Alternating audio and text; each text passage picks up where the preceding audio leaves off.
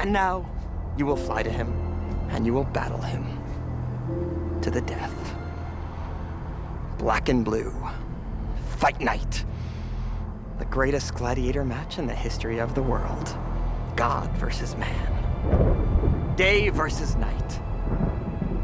Son of Krypton versus Bat of Gotham.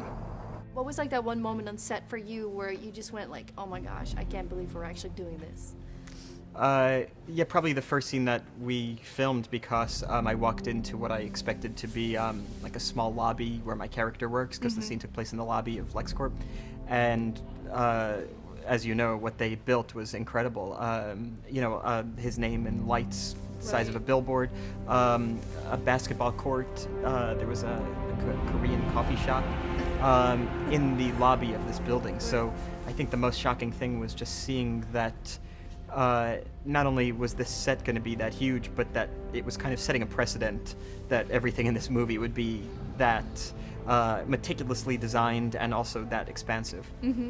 Now, everybody always says, this is so much fun to play and this and that, but I also think it's very challenging to play a guy like this. Can you talk a little bit about that, how difficult it is? Yeah, I mean, it's a kind of strange experience. I guess I'm I feel well suited to playing it because well, I don't know, my background is like in theater, and in theater you're normally overacting. You're acting in a way that on camera would look too big and too theatrical. So I like that kind of performance style. Unfortunately, a lot of movies don't allow for it, so I found doing this movie actually was just a relief in a way, because you felt like you can be as big as possible and theatrical and histrionic, and it seemed all appropriate. Yeah.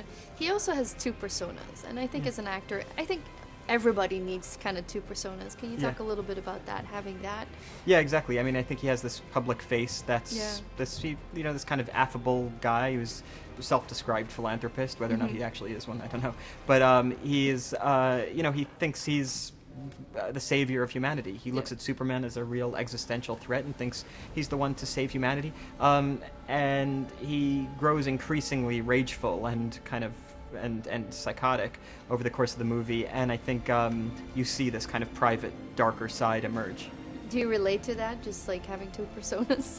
Yeah, I mean, I could relate to it probably more than most people, just by virtue of doing my strange job where, like, I have a private life, obviously, or at least some semblance of it. I'll check in with them later, and I also have this odd public life where I'm asked to like talk about myself in interviews or whatever, or be, on camera or something. So yeah, you end up, I guess, bifurcating these and developing two personalities that accommodate both worlds. It must have been really hard to keep everything under wraps, especially for your character, because everybody was being so secretive about that. Can you talk a little bit about that?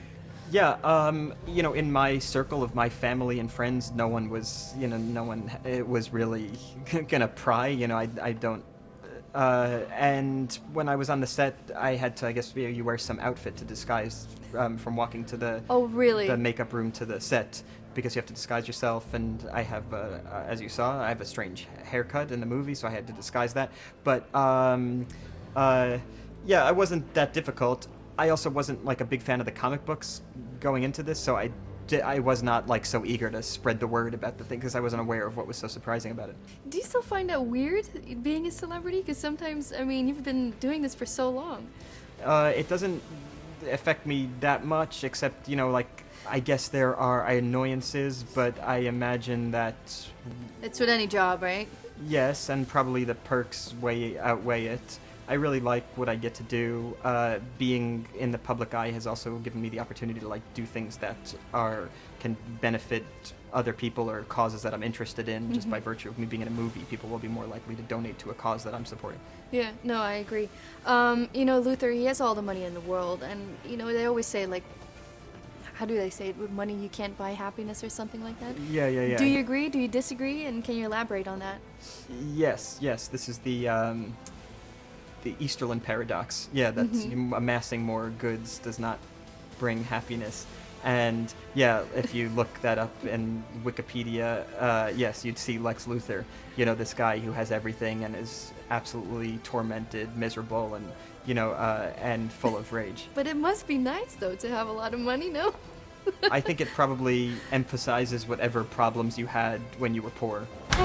Bruce Wayne meets Clark Kent. Ah, I love it. I love bringing people together. How are we? Lex? Hi, hello, Lex. It is a pleasure. Ow! Wow, that is a good grip. You should not pick a fight with this person.